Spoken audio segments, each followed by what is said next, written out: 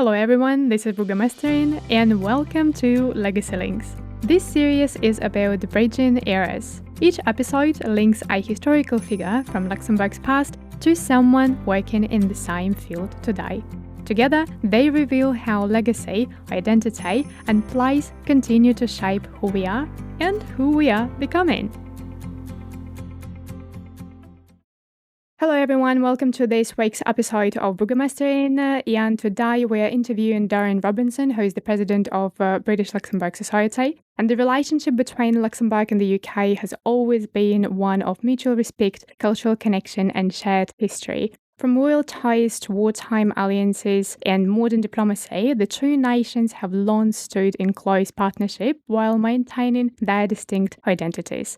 The British-Luxembourg Society, one of the oldest cultural organizations in the country, has long served as a cultural ambassador, fostering exchange, understanding, and community.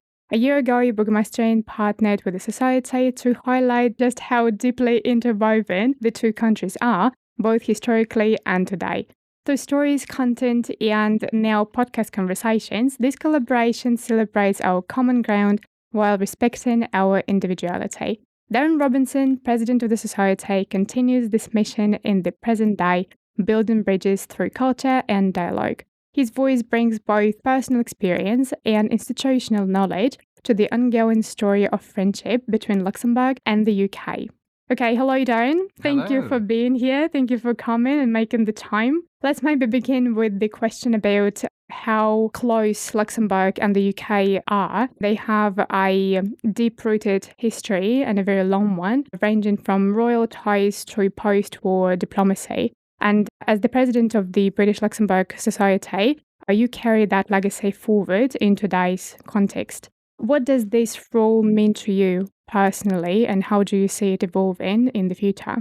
Yeah, well, I think the first thing I'd say is incredibly honoured to be representing the British-Luxembourg Society. I suppose not too many people realise that it is a Luxembourgish society and not a British one. Yeah. It was set up by mainly Luxembourgers. So, I think I'm the third or maybe the fourth Brit in 78 years to have the privilege of leading the society. Okay. So, yeah, honoured would be a understatement. And I think that, the interesting part about the society is it started, in what we would say living memory, 1947, and we'll all can remember relatives, or at least maybe people of my age, will remember relatives that were alive at the time. So I think when we talk about historical context, it's not so long ago, but it still feels like history. Yeah. Well, especially if you didn't live during that time when the society was set up, like it was quite definitely before your time. Definitely before my before my time. But I personally think that it's a great initiative, and the way you're making it hip and just it's active too, it's got lots of things going on from the perspective of having different activities and events, and also educational. There's one of the things that I wanted to sign up for Luxembourgish classes. I haven't started in any way, shape or form yet, and I need to. And by the way, you're Luxembourg, do you also need to take those classes? I do. But when people talk to me about the languages, I must admit, I'm not so, let's say, blessed with linguistic skills. But I do have an excuse. I've grown a Luxembourger. Right. So he's 15. He goes to the Luxembourgish schooling system. He speaks all the languages. He speaks all the languages for me. So, yes, you're welcome. He's the first generation Luxembourger. Right. Does he? Oh, that's very interesting, by the way. So have you spoken to him about, does he feel more like a Luxembourger or a Brit or maybe something in between? It's interesting because I think, we've discussed before, what are the differences between Luxembourg and the UK? Mm-hmm. And, the one common theme that I really think that is relatively unique between us, and it's the sense of humour. Right. I know, you might be surprised. Wicked. Because I think wicked. I think the Brits are, renowned for their sense of humour, and we like to have a lot of fun. But I must admit, I find the Luxembourgers just as funny. Okay. And I think my son, bridges that gap as well. He has probably picked up, the British sense of humour, but he, with his Luxembourgish friends, it's the same. He has just as much laughter in his life than I do. I think it's also personality. Like, I don't know a lot of Luxembourgers. Like, that's probably the first point that needs to be made here. But the ones that I do know or the ones that I heard of or just, through the stories, Luxembourgers are quite closed off and it takes time, especially if you're not a fellow Luxembourger too. So it takes time for them to even like feel comfortable talking to you. Not everyone. Maybe, I don't want to generalize. So it might be, the case of not any country, but most of the countries. Like if you are an alien, so to say, it's quite difficult for you to connect. In Australia, that was the case. And here, it's even more pronounced perhaps because Luxembourgers there are not as many of them in Luxembourg City. And they're all somewhere, in the countryside. I've had a mixed experience. I mean, in my local commune, I found that the integration was better once I realised I was going to stay here and no longer be, and basically integrate as a citizen here. Right. And I think that changed because I think that a lot of expats, of course, are transient. So investing in the time getting to know somebody, knowing that they are going to uproot and leave at some stage, I'm not sure whether it's worthwhile. But I remember, my Luxembourgish neighbour, for a few years, we had our pleasantries, moyens and our nods in the morning when we saw each other.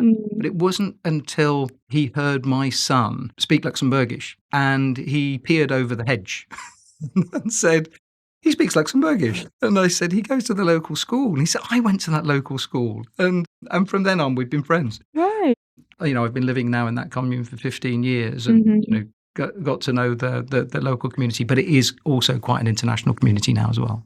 Can you talk to me about when you decided or perhaps realized that you wanted to stay here and cease being just a British expat and become perhaps a citizen or the person who you wanted to spend the rest of his life here? Yeah. Well, I think, I've always liked continental Europe, always. In particular, Germany was always the country I really enjoyed to visit. And with my career, I ended up in Australia, as you know. I ended up in Sydney for almost 5 years. And when I returned to the UK, to London, and we were there with my wife for 2 years, we realised that, we'd actually realised why we'd left London in the first place to go to Australia. It was different. And I had an opportunity to visit Luxembourg for work and to see whether it was an option to do business here. And I just fell in love with it. It just reminded me of what Europe was, from the cafes to the bars, to the different foods, the different beers, and traditions. We've talked about history, we've talked about traditions, and I like traditions and I like history and I like things remaining the same. Yeah. And I just fell in love with it. And I think, when my wife came over for the first time, we both just thought, oh, this is such a special place.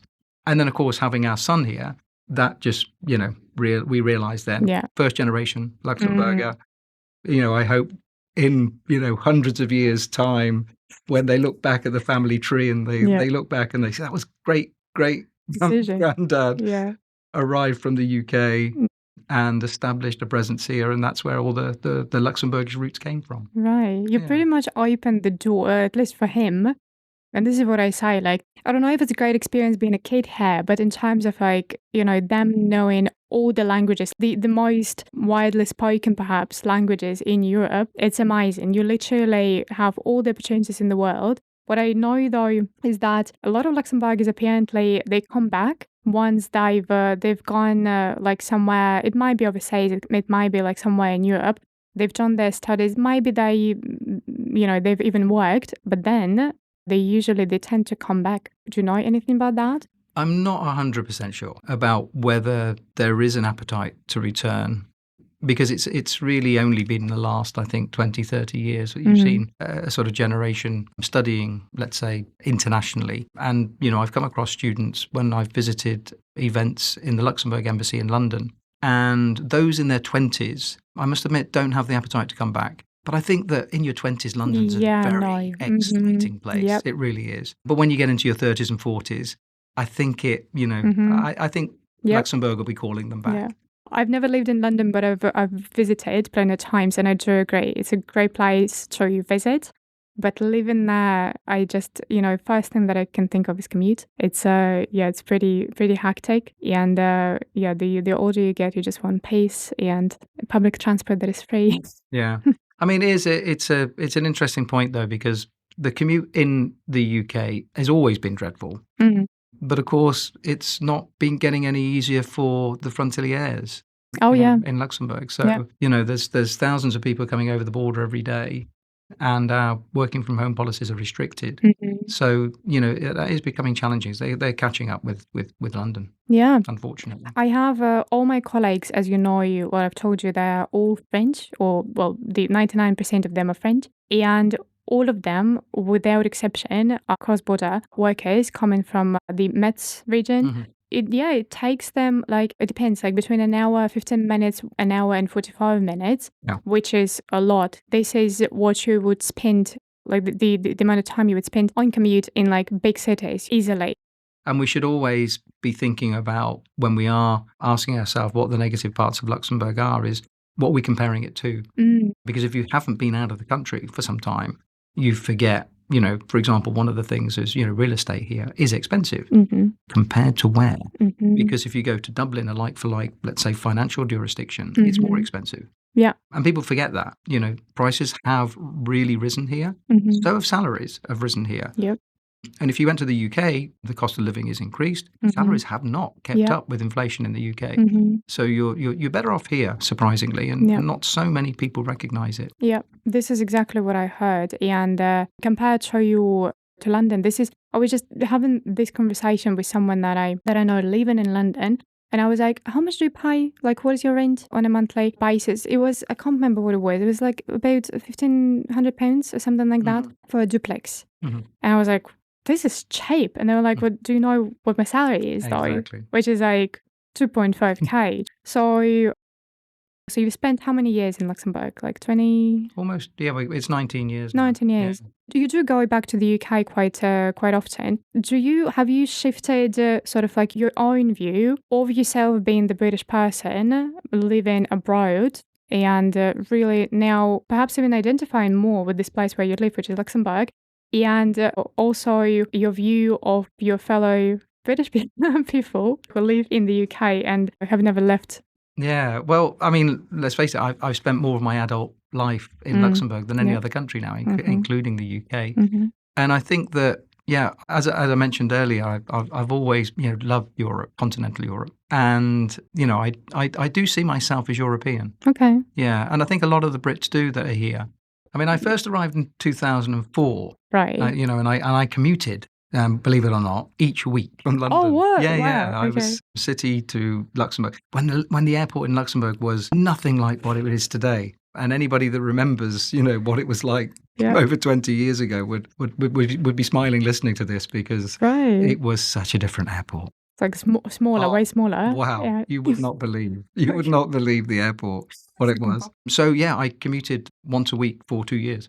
So at what point during that last 19-year period you realised that I'm staying now? I think we made the decision quite early. When I first arrived, we lived in 𝗵𝗺𝗇, quite away from the city. Quite away, yeah. But the real estate agent was promising there was a motorway getting built, which it did eventually, but it was quite funny because it certainly it wasn't finished while we were living there for a couple of years. Then I moved to 𝗵𝗺𝗆. I really enjoy 𝗵𝗺𝗆. I still enjoy 𝗵𝗺𝗆. I still like to go out some of the restaurants there. And then when my son was born, we decided we would move out because we at that stage we wanted a garden. And that was the only reason we moved from 𝗵𝗺𝗆. Otherwise, we'd probably still be there. Okay. So you decided quite early on that you wanted to stay. And were there any special tools, maybe not, but methods or ways provided by anyone really, by the state or perhaps by the British community here in Luxembourg that help you integrate in the society? I mean, when we first arrived, English was not well spoken here. I do remember, I make people laugh about this, where I remember for the first 6 months, I ate a ham and cheese sandwich for lunch because I didn't know any other words. I remember that story.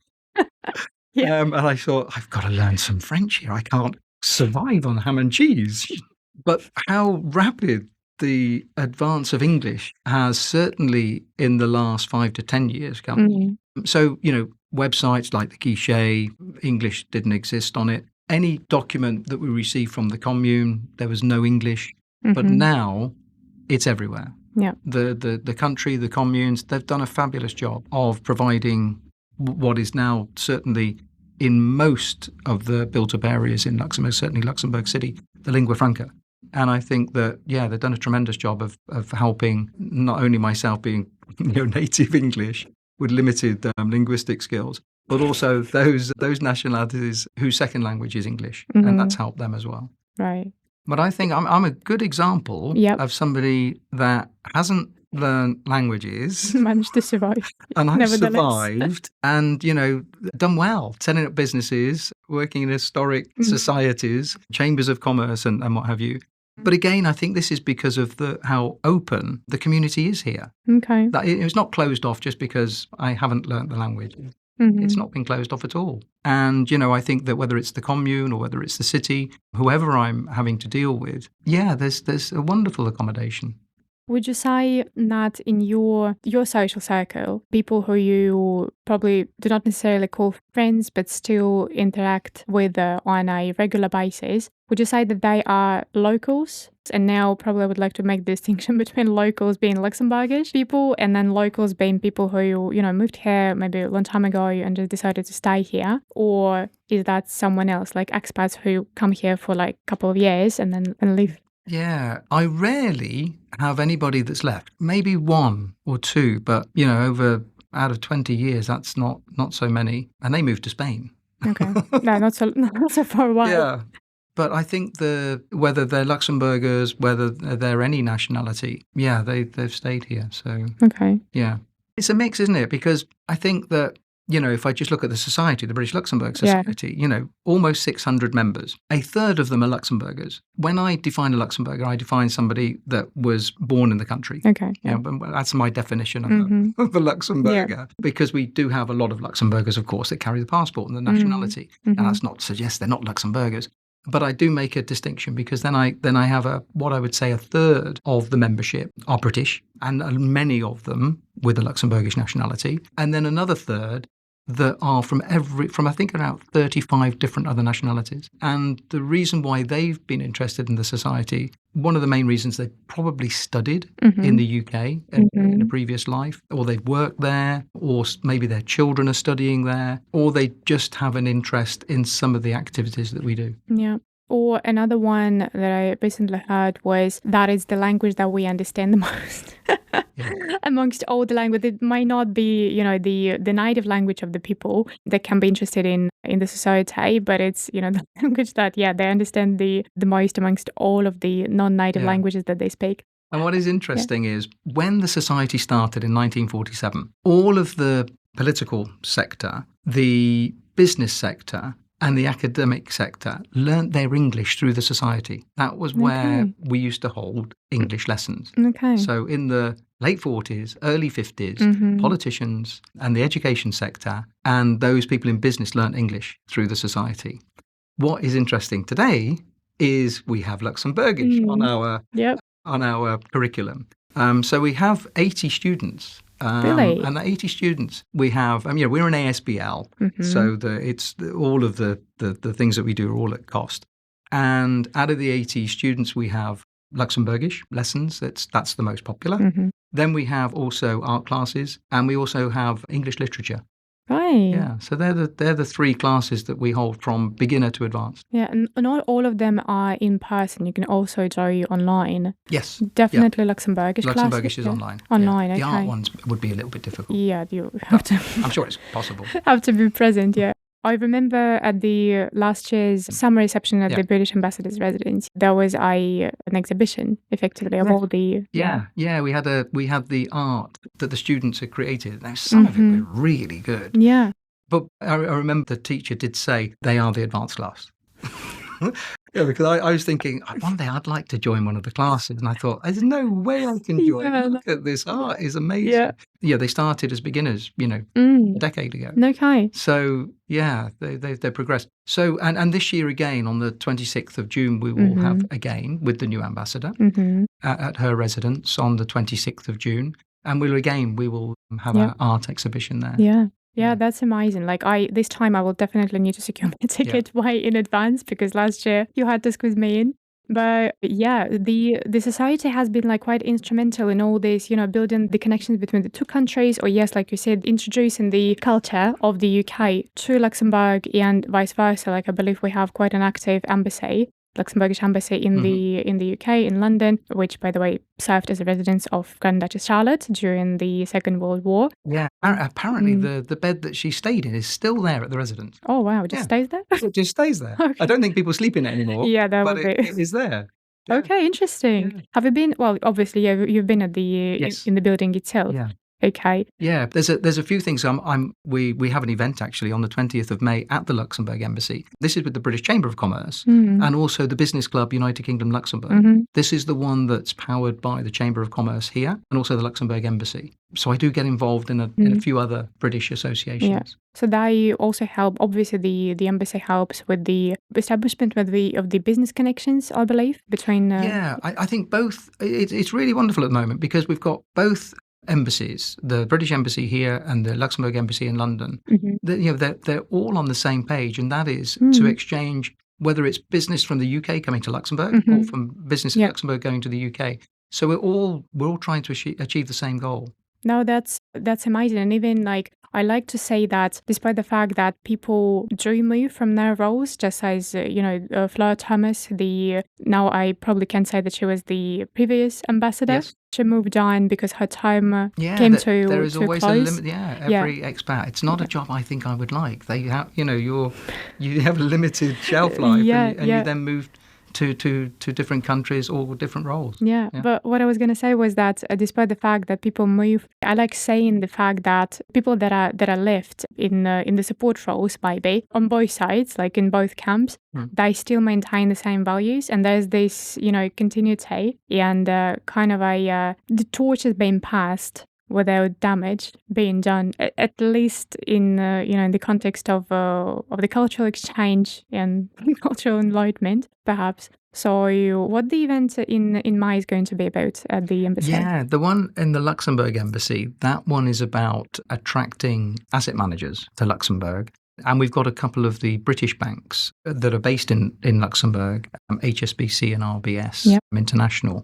We have their CEOs on a panel highlighting the benefits of how you could use the banking services in Luxembourg and how you could set up a business in Luxembourg.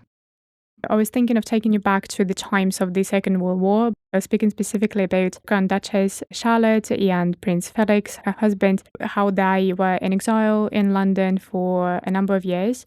And obviously, the help and support that they received from the British government, specifically represented by Winston Churchill, and the society has been holding the Winston Churchill's memorial lecture, I think, on an annual basis. Can you talk to me about that? Yeah. So Churchill visited Luxembourg in 1946. And I think that the society set up, probably no coincidence, it's set up in 1947, probably as a result of that visit. And I think that what we've seen there was, if we look back at the statutes, the original statutes, they have changed recently, of why we set up, or the Luxembourgers at the time set up the society, was to find out who the Brits were, because they didn't know them very well. And then later on, we established the Sir Winston Churchill Memorial Lecture. And this lecture has been going for quite some time. And we've had some very prominent people come to speak, usually from a political sphere. So the most famous was Margaret Thatcher. When she was a sitting Prime Minister, she was in Luxembourg and she gave a lecture. Yeah, that's clearly the most famous one. However, for our 75th anniversary, would you believe, we had our first Luxembourger give a lecture. So, of course, we had to have Jean-Claude Juncker. And he was fantastic. Oh, that's massive. It was massive. Yeah. And this year, we have a really interesting gentleman, Dominic Grieve. Now, Dominic Grieve was an Attorney General in the UK. And there is a really nice history with Dominic and his family. 𝗿𝗂𝘅 Grieve, his father, was stationed in Luxembourg after the war. In fact, he arrived here the day after Liberation Day in Luxembourg. And he carried out duties for the Grand Duchess. So he was awarded some medals and things. Right. And we believe that he was actually asked to find some of the missing royals that were scattered throughout Europe and bring them back to Luxembourg. So he has a really nice connection with the royal family. And in particular, he shared a mess, the common room, with, at the time, Prince John, later to be 𝗵𝗺 John. And they formed a friendship. So his father and 𝗵𝗺 John had a very good friendship. And in fact, the 𝗵𝗺 John was a patron of the Sir Winston Churchill Memorial Lecture. And we've recently had confirmation that we're able to use his name and his legacy for an education award. And that award is for Luxembourgers to study in the UK and for the UK students to study in Luxembourg. And we're going to have a reciprocal award. And at the moment, we're looking for royal approval in the UK. Wow, and you're talking so quietly about that. That sounds like an enormous deal. It's a really big deal. Yeah. One of our council members, Michael James Clifton, has done an amazing job of establishing this award and also managing to have royal approval. We're very fortunate that within the society, there's a lot of really strong connections. Somebody somewhere either within the society or the previous members or certainly previous council have connections. And they're sort of one or two steps removed. So that helps an awful lot. You were talking about how the sense of humor is similar that the Brits have and Luxembourgers have. Is there anything else that you feel like it's not that obvious of a similarity? Because sense of humor definitely I wouldn't have thought of. No, you say that. However, you were at the gala dinner. Yeah. And we had Ambassador Frieden. Oh yeah, so funny. So funny. So funny. Yeah. You know, again, there it is. I don't need any more proof than that. That's true. That's actually, he was hilarious. 150 people laughing out loud. Yeah. And I find that with, a lot of Luxembourgers that are used to the speaker circuit. And we're fortunate in the gala dinner. As you know, we have it annually. Traditionally, we've had either the present British ambassador. Unfortunately, she wasn't available on the day. Last year, we had a previous ambassador, might have been the 90s or even, no, it wasn't, it was the 80s, because she had some very interesting stories about travelling with Margaret Thatcher when she was here. So she came over to speak. She was great. You know, so we've got that luxury of asking past ambassadors, and then somebody said, why don't we ask the Luxembourg ambassador, if he's in the country, maybe he could come and do a keynote for us at gala dinner. He did, and hilarious. Yeah. Absolutely hilarious. Would you not say that these people obviously have tremendous amount of training of how to do public speaking? You know, can you train humour? No, okay, some people would say you could. That's fair enough. But I think, you know, it comes across so natural. Yeah, okay. Yeah, and I think when we had Jean-Claude Juncker, when he came to speak at the Churchill lecture, again, some of the quick remarks that he made were, again, a typical, what we would say is a British humour. Okay. Some people are saying, well, it's a Luxembourgish humour. Okay. It's so similar. So we laugh at the same things. Okay, stand-up comedian trapped in a suit of a politician. Okay, fair enough. But anything else that you can think of that is, it might be not obvious, it might be obvious, similarities between the people from the UK and the Luxembourgers? You know, I think you represent history, and I think history and traditions. I think we both like them. It gives us a sense of grounding. Would you say that then the Luxembourgers are quite conservative? This is what I heard. This is kind of what I have an idea of the Luxembourgers. They're quite conservative and traditional, which the UK, first of all, again, there's so many people, there's 60 million plus. The society, I don't really know whether it's coherent or not. Might be a considerable number of the population is conservative, while the rest is not that much. Yeah. And this is the interesting thing. I think that wherever your politics lie, I think that in the UK, tradition means a lot. You know, the respect of, for example, we're coming up, of course, very soon. We'll have had the victory in Europe, 80th anniversary, the 8th of May. And that not only, of course, a tradition that all generations in Luxembourg want to commemorate, but in the UK too, whatever generation and whatever political affiliation you are, there's a deep respect for those types of traditions. Okay. Yeah, well, obviously, especially that one, because the UK participated and so many lives were spared, unfortunately. I don't know what the losses were exactly, but yeah, I would be very surprised if the UK all of a sudden decided to forget about it. No, I don't think it's more. And I think and that's where I think, when you have, members of the royal family that fought for the British Army, or with the British Army for victory in Europe, that's where the ties come from. But, we've also got to respect that Europe was occupied and Luxembourg was occupied. Yep. The UK wasn't occupied. So I would say that, we don't have that feeling that a lot of countries in Europe had. And we've got to think about that. And one of the traditions that we have with the Sir Winston Churchill Memorial Lecture, we always have had somebody from FNARES. FNARES is the Luxembourg Resistance Association here. Yeah. That's still keeping that memory alive. And we always have somebody to come and remind us of, not to forget what happened and what is happening. Yeah. Yeah.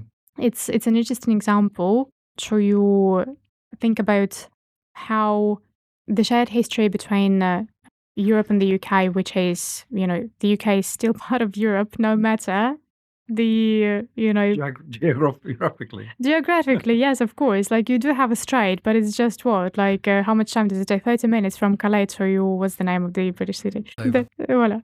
The shared history dating way back. It even goes beyond the Second World War, all the way to Waterloo. Even to the independence of Luxembourg. The London Treaty. Exactly. And the Dutch roots of Luxembourg, quote-unquote roots of Luxembourg. So William II, who we have on the 𝗪𝗏𝗄𝗏, the place, the square, 𝗪𝗏𝗄𝗏 Square in front of Place Guillaume Baladau, in front of the city council. The place of William. The place of... That's it. That's the best.